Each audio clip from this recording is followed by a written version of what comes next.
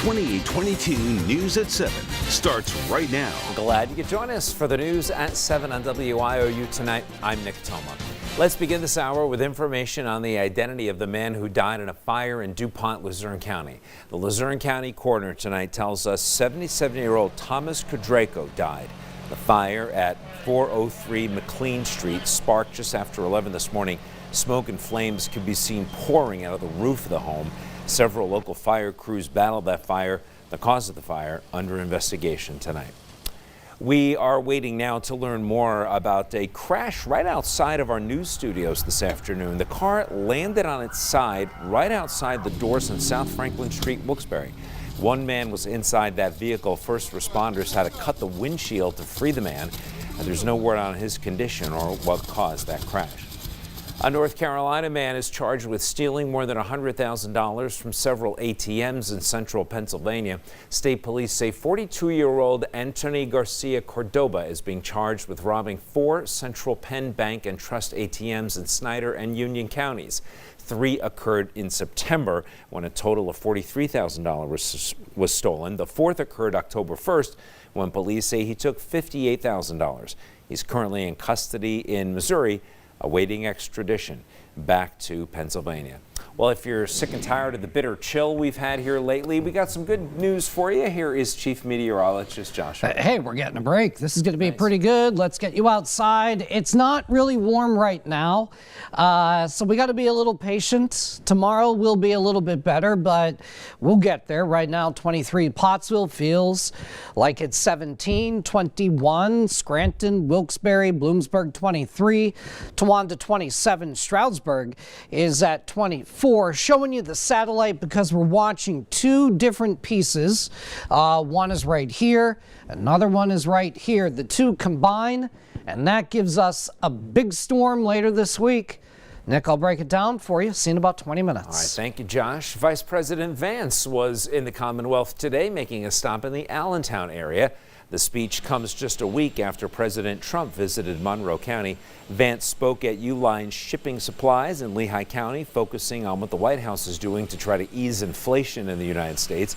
He took questions from the media about the economy, jobs, and health care. The health insurance system is totally broken. It's been broken for 15 years, and we're working with Congress, both Democrats and Republicans, to come up with a solution.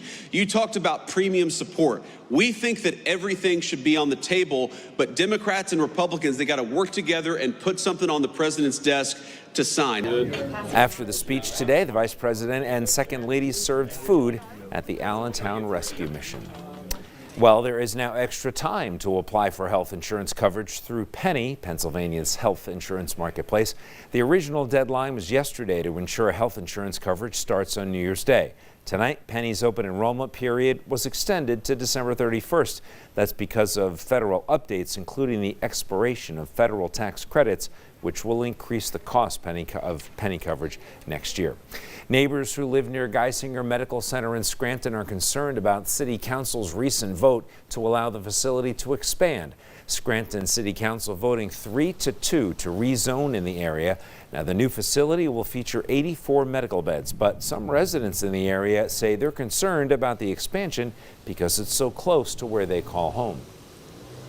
They're destroying a neighborhood. This neighborhood's been here for 150 years. It's been a residential neighborhood, and Geisinger has been encroaching slowly, but taking little bits by little bits by little bits.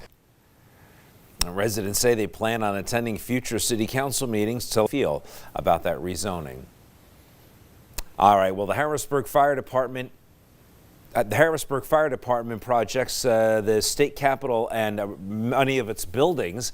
In April, it responded to a fire at the governor's residence and safely evacuated the governor's family. But a couple days later, he thanked them with a nice lunch. Today, he returned with a more substantial offering. Capitol reporter Dennis Owens was there.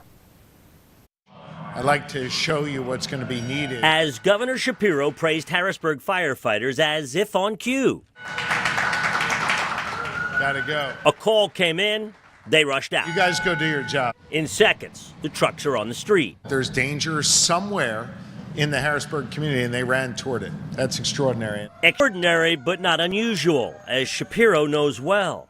An arsonist set the governor's residence on fire in April. The first family learned firsthand the value of first responders. What grew from these horrific events was a new ability to empathize and understand the ravages that fire has on families, and a new and very personal understanding of the work and dedication of firefighters. Chief Brian Enterline has been begging the state to increase its fire coverage subsidy from $5 million to $7 million.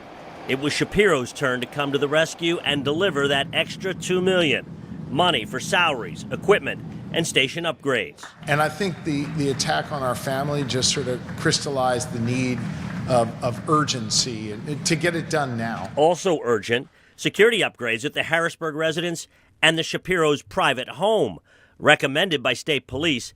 But more than $1 million tax dollars spent on a governor's private home is unprecedented in PA.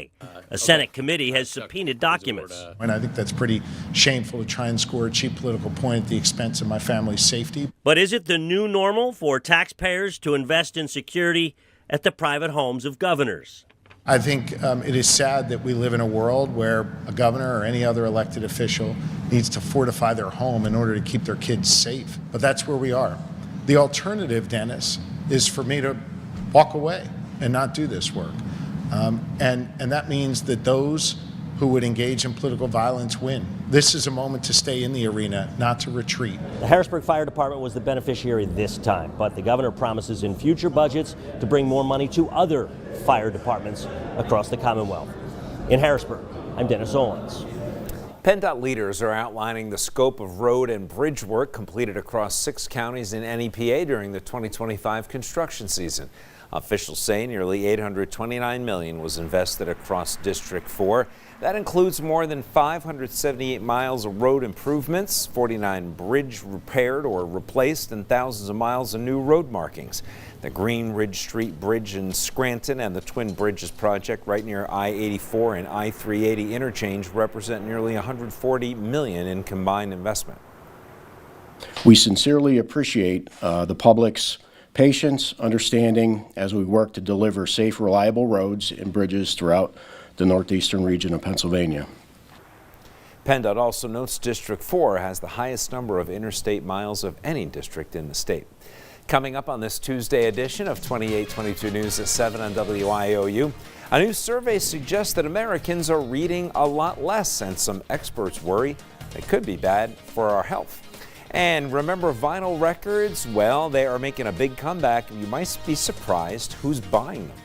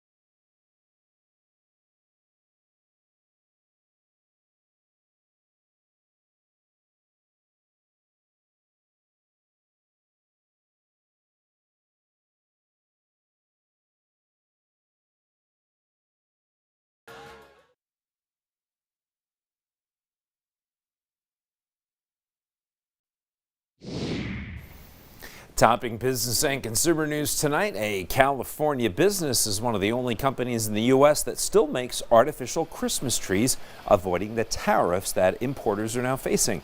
Lee Display in Fairfield, California produces about 10,000 fake trees every year. It also makes tinsel and other Christmas decorations. Prices for artificial trees rose 10 to 15% this year because of tariffs. This according to a Christmas tree trade group. Almost everything that we make is made in the U.S. and used with American materials. I don't think there's many other companies that manufacture tinsel or garland in the U.S. It's all manufactured overseas. About 80% of U.S. residents who put up a Christmas tree this year plan to use artificial, this according to the American Christmas Tree Association. On Wall Street today, the Dow was down 302. The Nasdaq, though, was 54 points to the upside. S&P 500 was down by about 16 and change. Well, the last U.S. pennies ever to be minted have sold for millions of dollars at auction. That auction house in California said nearly 700 1-cent coins went for more than $16 million. 232 sets of coins were sold, marking the number of years since the first U.S. pennies were minted. That was back in 1793. Each set had a 25-carat gold penny struck from the Philadelphia Mint and a 2025 D penny struck from the Denver Mint. The very last set sold for $800,000. Do you have any good books on your holiday wish list this year? A recent survey showed not as many of us are reading for fun in the U.S. Researchers say it's a concern since reading can have a significant impact on our health and well-being. CBS's Jared Hill has more. Keandra Freeman says there's nothing like getting lost in a good book. I think reading is very intimate. Avid readers, once a dime a dozen, now apparently a dying breed among American adults. If you're engrossed in the adulting life, then you don't really have time for yourself, and reading is a pleasure for self. Over the past 20 years, reading for pleasure is down 40% among Americans 15 and older, according to a University of Florida survey. Study author Dr. Jill Sankey says the drop is concerning. Other studies have shown associations between reading for pleasure and impacts on health, like improved well-being, relaxation, stress reduction, mental health, and even empathy. While the study didn't look at why fewer people are reading, researchers suggest it's likely due to a number of factors, including less leisure time, the rise in digital media, and less access to bookstores and libraries. I would have to schedule time to read versus it's a lot easier to just pick up your phone and look on social media. While the decline in reading for fun may not come as a surprise, Dr. Sankey says the small number of parents who report reading to their kids is quite shocking. Just 2%. It's important to reading readiness and early education readiness. Reading with kids is also a really important form of bonding, which is really important to health. She stresses reading is one of the simplest devices in our public health toolkit and encourages more people to find a good page turner to get back into books. Jared Hill, CBS News, New York. Future Alert Chief Meteorologist Josh Odell has the forecast up next. But as we had to break on this Tuesday, nearly 1,000 dachshunds in Santa hats and sparkly sweaters waddled through London's famous Hyde Park for the annual Christmas walk today. We'll be right back.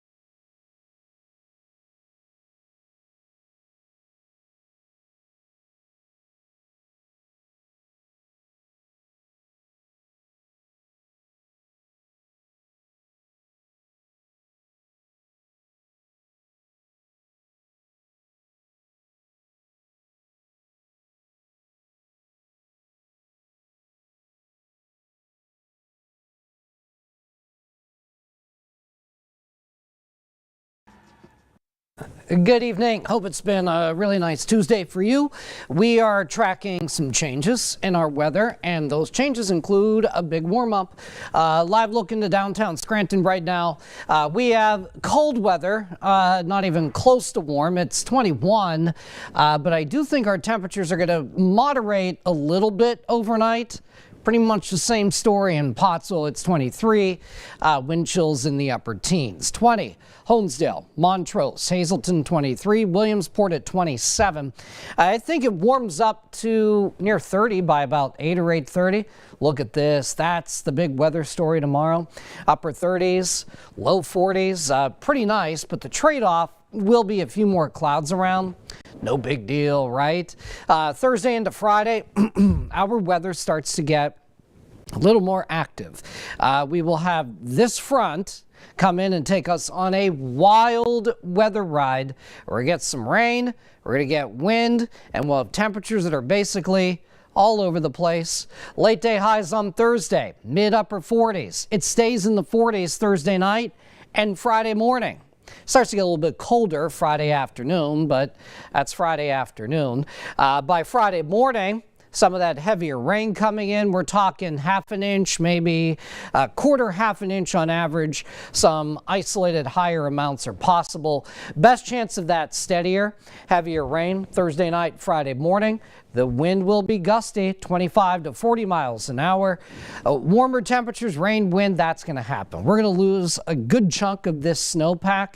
So the melting and the rain, there could be some minor flooding issues. Roads, poor drainage areas, that's kind of what we're thinking. Here's your future alert weather forecast tonight. Not quite as cold. Lows 20 to 25. Tunkhannock 43 Wednesday afternoon, Sturrock 37, New Milford 40. I have Stroudsburg at 44, Moscow 39, Hazleton 40.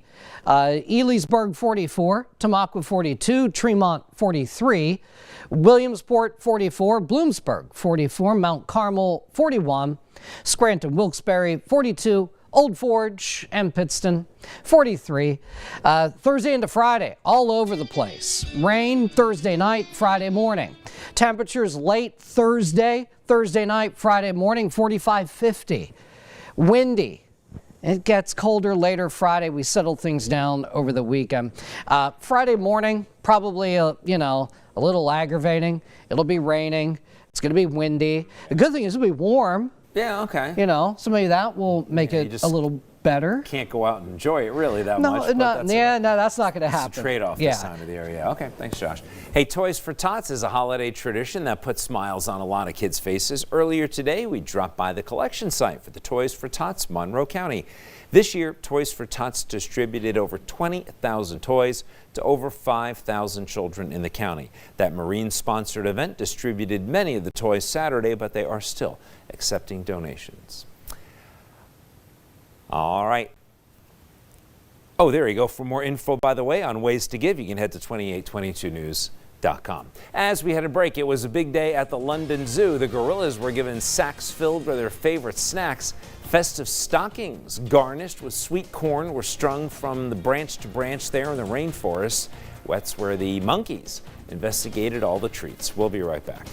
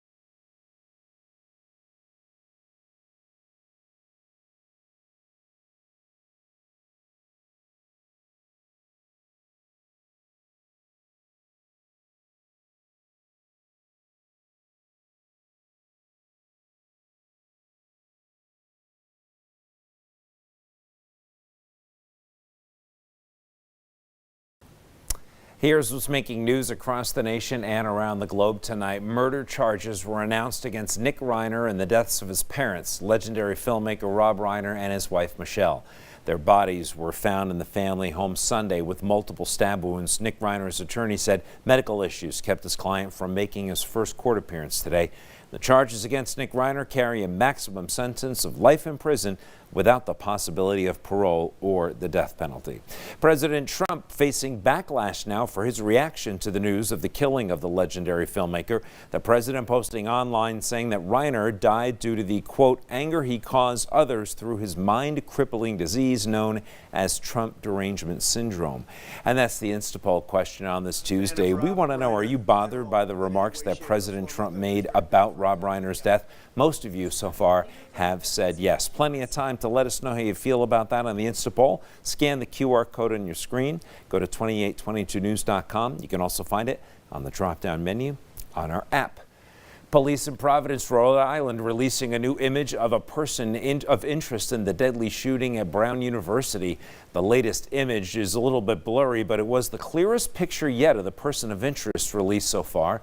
The search for the shooter who killed 2 Brown University students and wounded 9 others on campus on Saturday continues.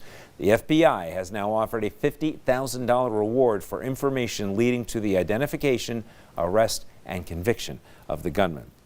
The Trump administration is now defending attacks on alleged Venezuelan drug boats. Lawmakers on Capitol Hill today were briefed on the strikes. Since September, there have been more than 24 strikes off the coast of Venezuela, killing at least 95.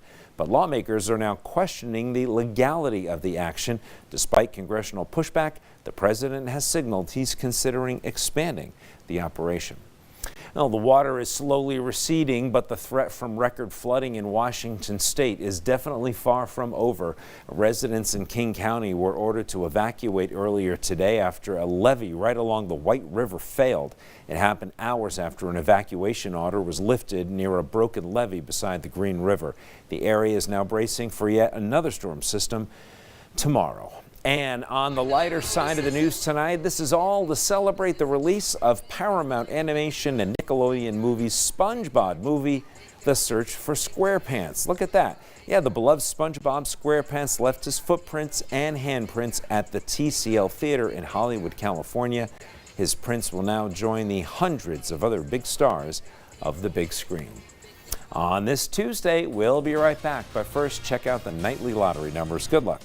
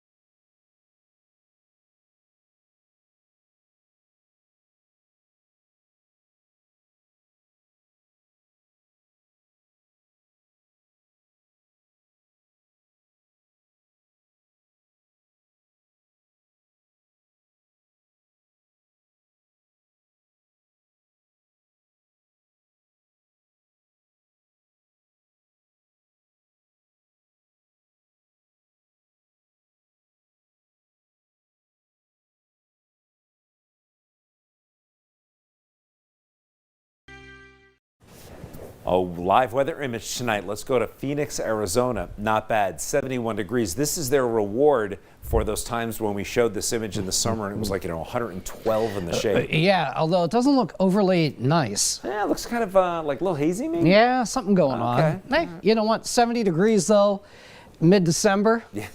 It's going to be a while till we get there. It's going to be a long time before we see that. But at least for us, it is going to get a little bit warmer tomorrow. Upper 30s and low 40s. A day with a mix of clouds and some sun. Overall, you're going to feel better, I think. You'll be like, okay, we're getting out of that Arctic cold. Yeah. This is kind of nice. You need a jacket, but not horrible, not smacking you in the face. No. Right? Hey, before we go, vinyl record sales are at an all-time high. Gen Z is playing a big role in the revival of vinyl sales, which have grown by an average of 18% every year over the past 5 years. I regret giving mine away years ago. One report shows about 60% of all Gen Zs surveyed say they buy records, but they're not necessarily buying them for their sound. Many buyers in the U.S. don't even own a turntable, with over a third reporting they use them as home decor. So they basically probably frame them, I guess. Well, they're great artwork, I guess. The vinyl resurgence can be traced back to Taylor Swift. She promoted her albums as artsy collectibles. I don't know. I think it might go back before that, but I mean, all right. I feel like everything is a fad anymore. True. And this is going to go away soon. There's something about putting the needle on the record, that right there, that sound. That's what I thought you were talking about, not hanging it on the wall. You can't get it anywhere else. Have a safe night. We'll see you back here with updates at 11.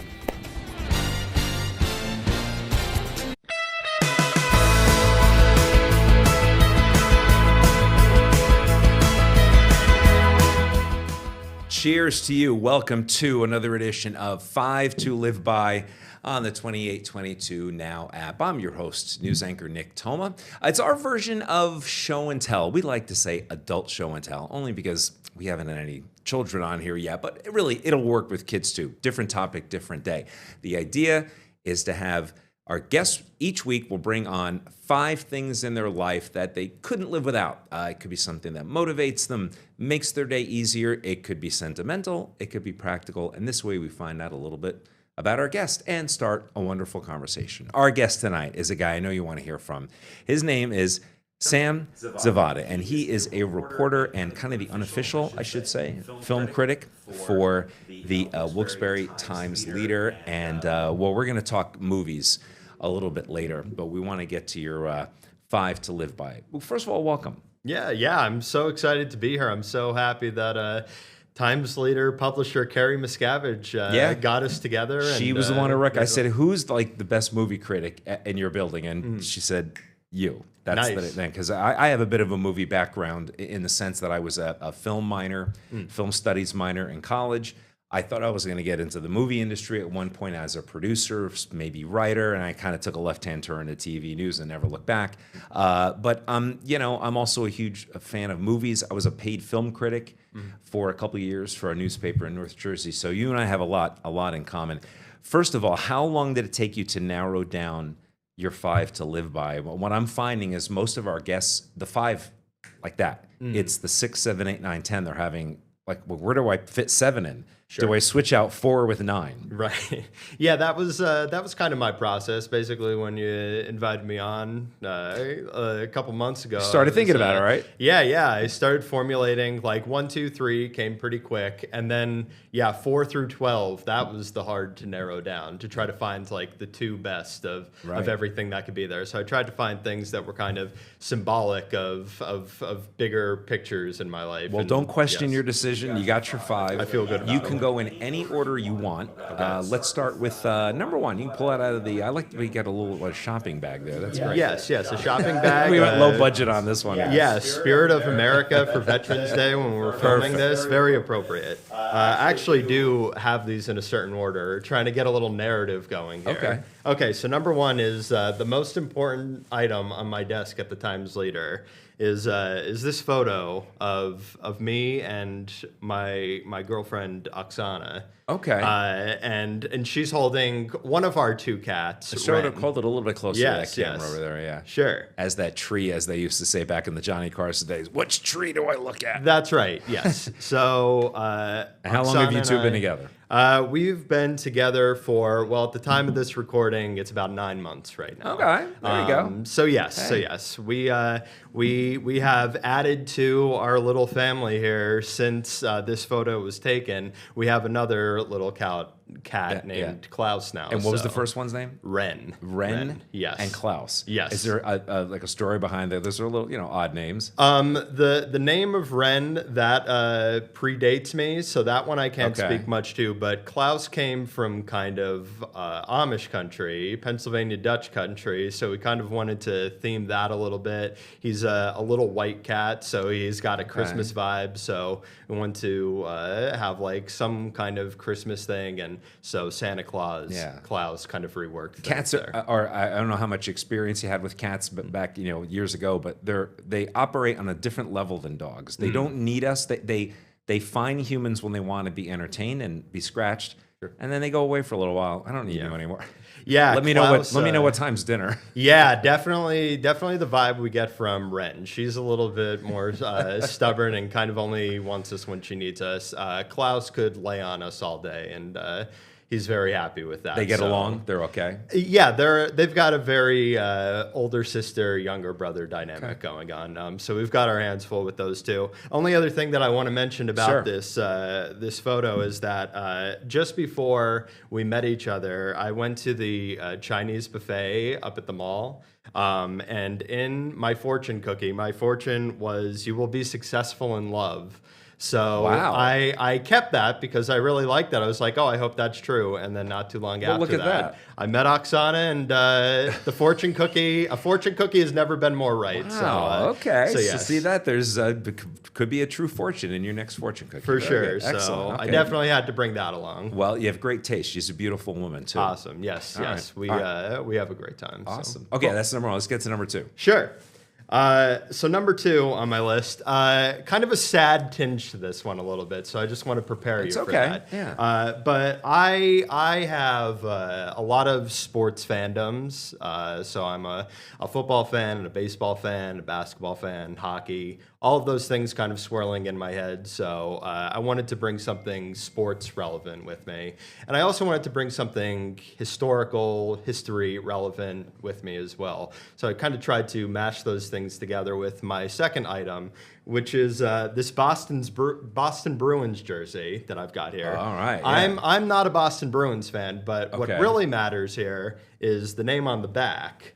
Okay, so name on the back, if we could see here, is Bailey. All right. Which is a reference to a player from the 70s predominantly. His name was Garnet Bailey, but they called him Ace Bailey. Okay. He was kind of a mentor to Wayne Gretzky, and then he ended up becoming a scout for the LA Kings.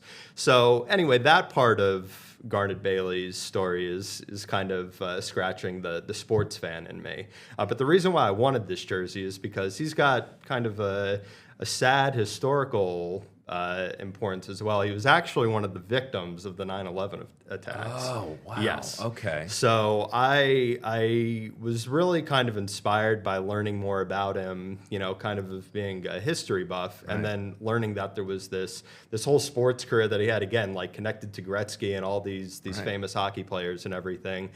So kind of combining those two things. That's why I wanted to bring the Interesting. jersey Wow. along. Yes, okay. Yeah, I yes. think even hockey fans might not have heard that name. Yeah, it's a fairly rare name to hear, just kind of out in the wild. But how did you end up getting the jersey? Did you buy it off of a sports memorabilia website? It was like on the Boston Bruins store. So the Bruins have done a really good job of kind of recognizing his importance to the franchise and all of that history too. So, so yes, that is item number two. Yeah, let's get to number three. Sure. Okay.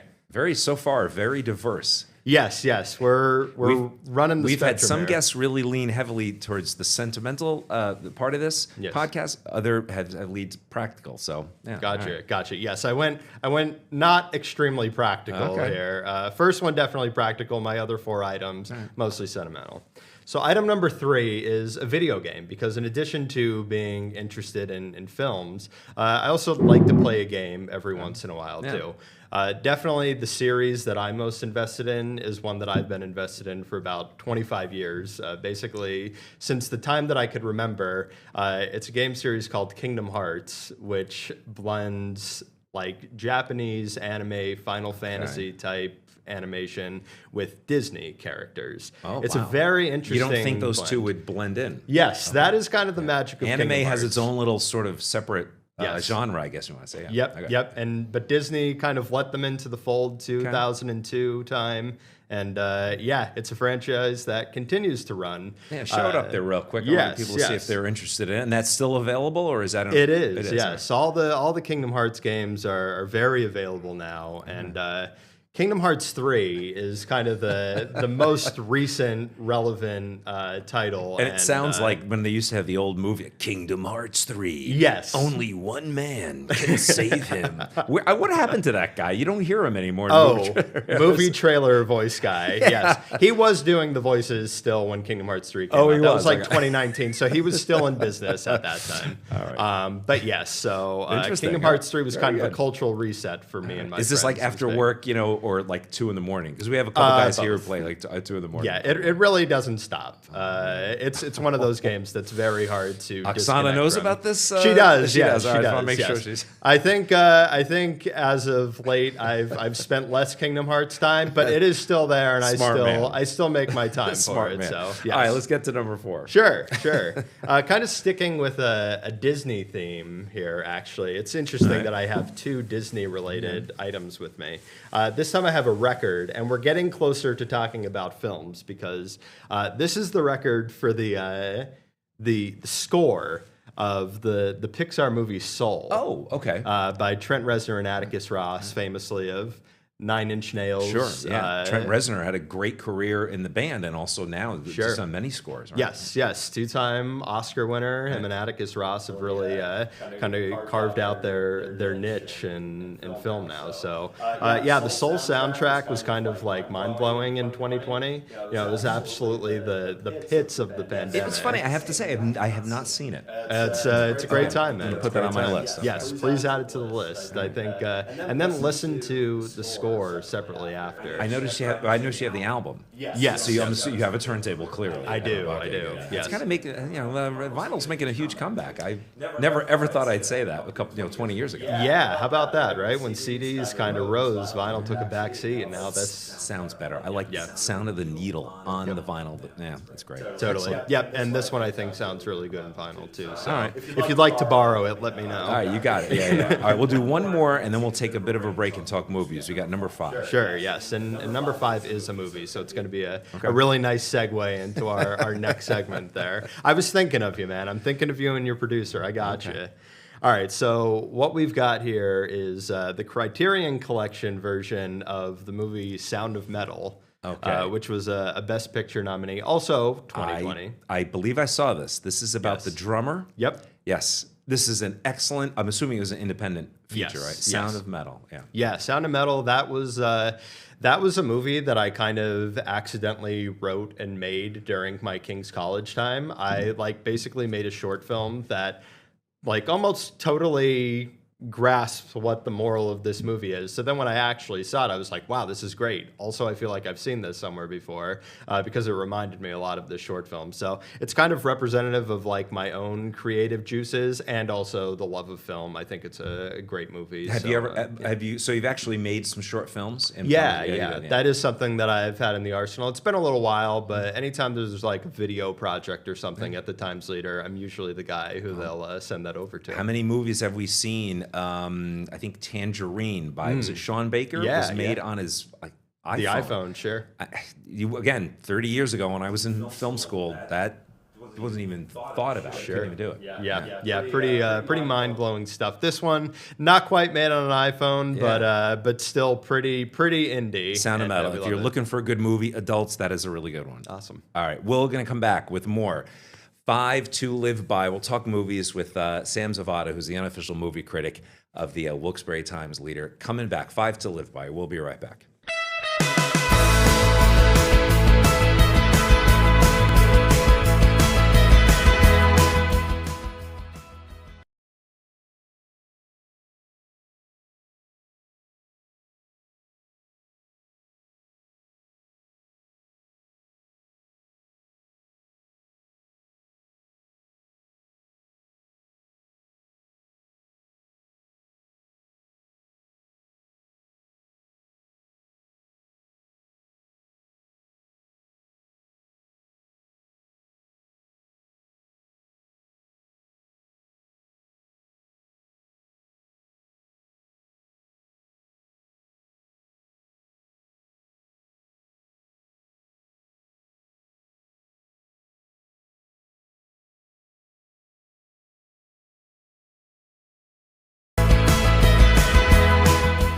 All right, welcome back. Part 2 of this week's 5 to Live By. It's free, by the way, on the 2822 Now app. Quick plug for Fire TV, Roku, Apple TV, any one of those places, you will find us. Sam Zavada is a reporter with the Wilkes-Barre Times Leader, and he's also the unofficial film critic. So in the second part, I wanted to talk about movies. We're a ways away from the Oscar nominations. Yes. We've already seen some pretty good movies this year. Give me like your kind of 2 or 3 picks you think will be on that list eventually. Yeah, I could tell you that the top 2 right now for my Oscar predictions are both movies that a lot of people already have seen.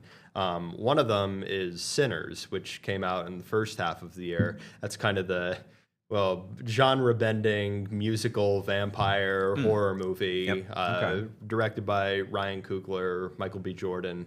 Another collaboration for those two after Black Panther, Fruitvale Station. All right. You're definitely going to see that on a lot of Oscar lists. Didn't do great. How did it do at the box office? Sinners did really well. It did well. At the box office. It's one of the highest grossing, just purely original films. Definitely since like the pandemic kind of set everything back, but really of all time, so it really is a genre bender and kind of a wild ride. So I currently have that nominated for 13 Oscars. Wow, so interesting. That's going to be very high on What's the list. other one or two? The other one is One Battle After Another, which was just released. Paul Thomas Anderson. Yes. Leonardo DiCaprio. Yeah. Sure. Yeah. So I kind usually of see every P.T. Anderson movie there is. In fact, one of my favorite movies of all time is Magnolia. Fun. It is in my top probably 7 or 8 all time. Awesome. He has a way of telling a story that is very different. It's like almost Tarantino. He doesn't tell a story straight, beginning, middle, end. And sometimes I always find his movies you have to watch twice to really get the full zing of it. You know what I mean? Yeah. And this one was great, huh? It really was, yeah. I mean, my experience with Paul Thomas Anderson has been a little bit mixed. Like I'll watch the films and I'll appreciate them a lot. There will be blood. I mean, of course, you're going to appreciate all of the technical aspects and the performances. None of them really quite hit me so hard. And then I saw One Battle After Another, and I was like, actually, I get the Paul Thomas Anderson hype. Finally, I'm the last person to get there, but I am there now. So that's good. Again, it's DiCaprio. I thought it would do a little bit better with the box office thing. It had a good opening weekend. That's the one that struggled. Yeah, definitely. One Battle After Another, kind of shaky release there. It really didn't have a ton of competition from what I remember. It just, didn't quite grab people's eyes quite enough. Also, I think sometimes people go, it's a nice weekend now. I'm not going to spend it in a theater. I'll wait till it comes on a streaming service. Fill in the blank, All right, anything on the third on the list? I think that there are basically 4 locks for Best Picture. So if I may, one of them is Hamnet. That is a like Shakespearean era film that's coming out a little bit later this year. Okay, I haven't seen that yet, but I yeah, heard it. yeah. Okay. It's that'll be floating around probably trailers on TV and stuff pretty soon.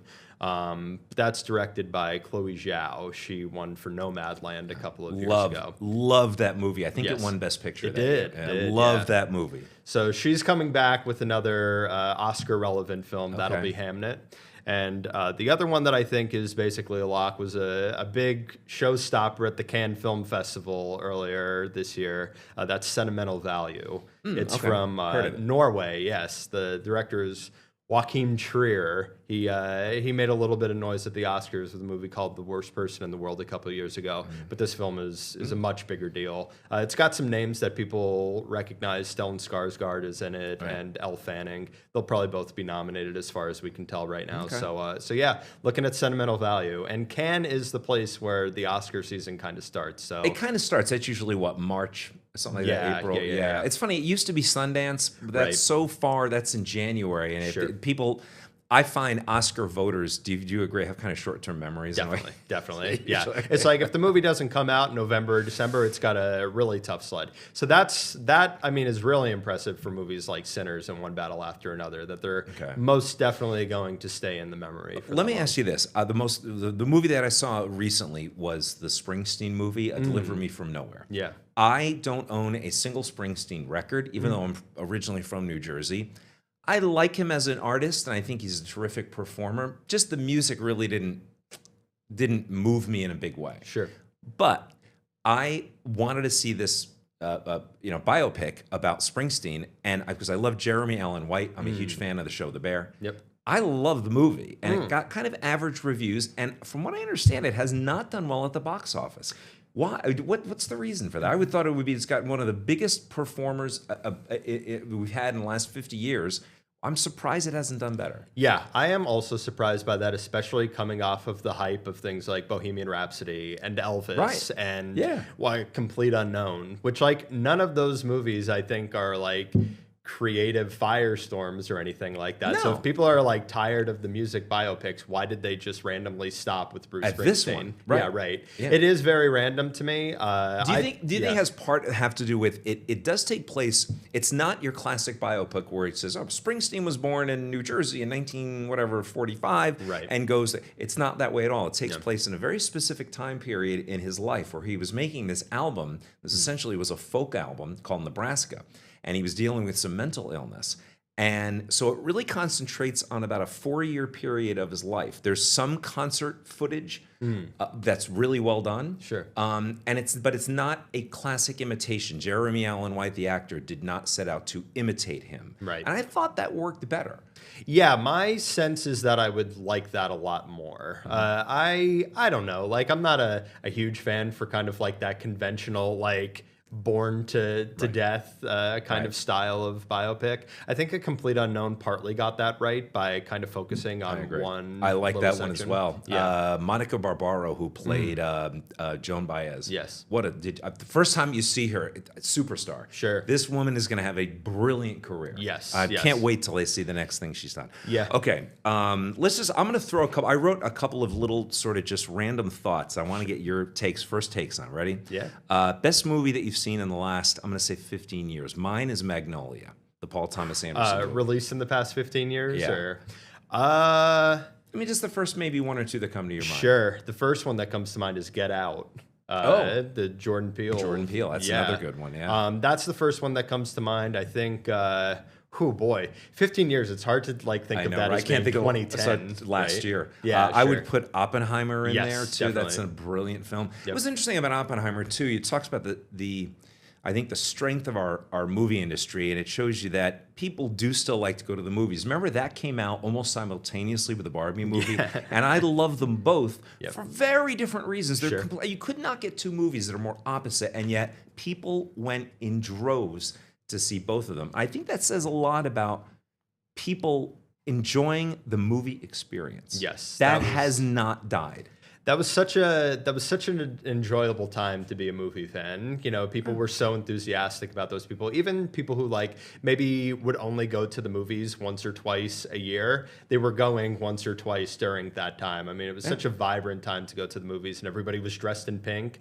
But then they were going to Oppenheimer. It was so cool. I know people who saw both of them at the same day. Yeah, which is like a 7-hour. That's a hike. Yeah, that is big. I just thought both were brilliant. Okay, let's say underrated. This is sort of a random thought. Most underrated Spielberg film. Oh, because you could think, okay, Raiders, class, right? Sure, okay. sure. There's like Schindler's List is a big one. Yeah, right. Anybody could say underrated. that, It's sort of under the radar. Right. Well, are you familiar with the film that came out a couple years ago? I know it got like really good reviews. It was the Best Picture nominee, but The Fabelmans, though. Oh, I love The Fabelmans. It was kind of understated kind of Spielberg. Vaguely sort of about his sort of semi-autobiographical. Sure. Right? Yeah, I like kind of exploring the creative journey through that specific person's eyes. I mean, obviously, the Sammy Fabelman character is a very quick stand-in for Spielberg. For Spielberg, but it is kind of interesting to see an artist kind of tell their own biography in film form, not writing it. And so I think would that's see very anything that Michelle Williams is in. Yes, she could read a yes. phone book. I'd sit there and watch it for 2 hours. I think she's just a brilliant actress. My vote for that one, by the way, is Catch Me If You Can. Oh, nice. Yes. Leonardo, that's a fun pick, too. a relatively young Leo DiCaprio. Sure. He would play the, I can't remember the gentleman's name, Frank something or other, but he was essentially a con artist. Yeah. And he was so good that when Tom Hanks finally catches him, he makes him work for the FBI Sure. to catch other con artists. It's a brilliant movie. Lots of fun. How about Best Actor to Never Win an Oscar? Could I change the prompt a little bit and Sure. say the best actor to never be nominated? Oh, a better one. Okay, yes, go for it. Yes, because I think that is the classic golden age character actor Edward G. Robinson. Oh, wow, that's Yes. going back old school. Yes. How did Eddie Robinson never get nominated Could've for sworn. an Oscar? You know what? You might be right. I guess he's never. So weird. But you know what? Alfred Hitchcock never won an Oscar. Yeah, how about that? He had a Best Picture, but he didn't win Best Director. Isn't that Sure, sure. amazing? Clearly, Yeah. one of the most influential people in the business. Yeah. Kubrick never broke through. never won it, yeah. Visual effects Oscar, but not the director. So strange. My vote for that one is Ralph Fiennes. Nice. Cool. Been nominated a couple times. If you haven't seen Schindler's List, he brought the SS officer is just. It's like he brought a new level of evil. To that. Don't you agree with this? Playing evil isn't hard. I'm not an actor, but playing evil isn't so hard. We've had a lot of bad examples of that the last 50 years. Right. But playing evil with multi-layered nuances, that's hard. We saw it in Heath Ledger with the Batman film. Yep. Right. I think it's hard to capture evil with like both of those characters that we're kind of referencing. They've got like this element of chaos to them. I think it's kind of creepily restrained and the SS officer. Great word for it, because you know he's explosive and there's an evil to him, but yet especially in Schindler's List, that character goes about his business as if he's going to like a factory job. Yeah, it's very disturbing. Yeah. It's very disturbing. Okay, how about Best Documentary in the last last one, really great one you saw? I could think of a couple. Are you familiar with No Other Land? That was the best documentary winner last year. It was kind of a I heard about it. Yeah, kind of a Palestinian Israeli conflict tale there. Okay. Pretty intense stuff. That would be the first one to come to mind. Mine is OJ Made in America. It was an ESPN documentary. I want to say it was about 8 or 9 parts. Yeah. Brilliant. Yeah. Brilliant. So many levels about how he got to the stage he got to, and it just how it reflected not only sports but America. Sure, and really long form too. Yes. A lot of content in that time. Very rarely do you see documentaries have that long form. Yep. How about this one? And this was sort of an outlier. Biggest miss at the Oscars that you can remember recently. I had one that really stood out to me. Like a maybe nominee, or maybe didn't get nominated, or that one that shouldn't have won. that Ooh. year? Well, those might be more plenty. Those are a lot of those, right? First, So let's start with Citizen Kane. Yeah, right. Yeah, I think Citizen Kane losing Best Picture Yeah. probably stands out. I think The Wizard of Oz losing Best Picture is That's kind of another one, mind-boggling. right? But the holy grail of that is Singin' in the Rain not being nominated for Best Picture. How that is it hurts not- me. I would never have guessed that. Do you Yeah. know who won that year? I can't remember. It was The Greatest Show on Earth, which Aye. makes it even worse. Even had High Noon. High Noon was a nominee. You could have had High Noon as the Best Picture winner, but That's they still what kills chose. you when you see a movie that was painfully average or just not great, and the other 5 nominees were brilliant. Yeah, right. That does happen. Wow. yeah. Citizen Kane, I think, won for best original screenplay. Yes, but that was about it.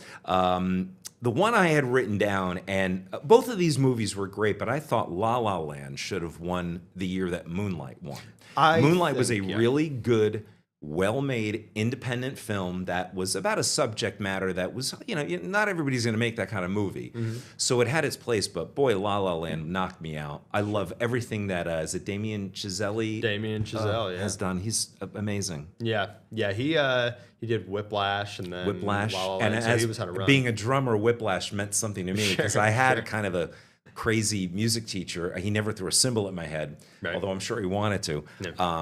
So there's a couple movies right there: La La Land and Whiplash. Yes. Excellent. We have just about a minute and a half left. I'll see if I can get this one in under the radar. Yeah. Best performance by an actress, the last one you really remember. Emma Stone in Poor Things. Oh, she was terrific. Won the Oscar. Yeah. And deservingly so. I think that was probably the best performance, actor or actress, that I've seen. She's in the another past. one. I could watch her read a phone book. She's amazing. My pick for that. Do you remember Sally Hawkins in Shape of Water? Oh yeah.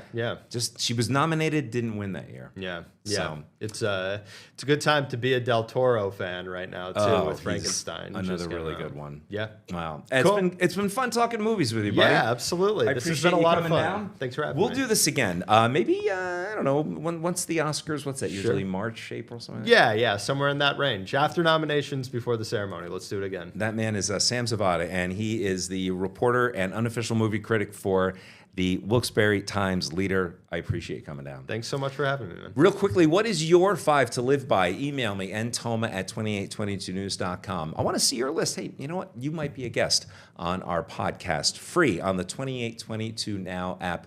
5 to live by. I'm Nick Toma. Thanks for joining us. We'll see you soon.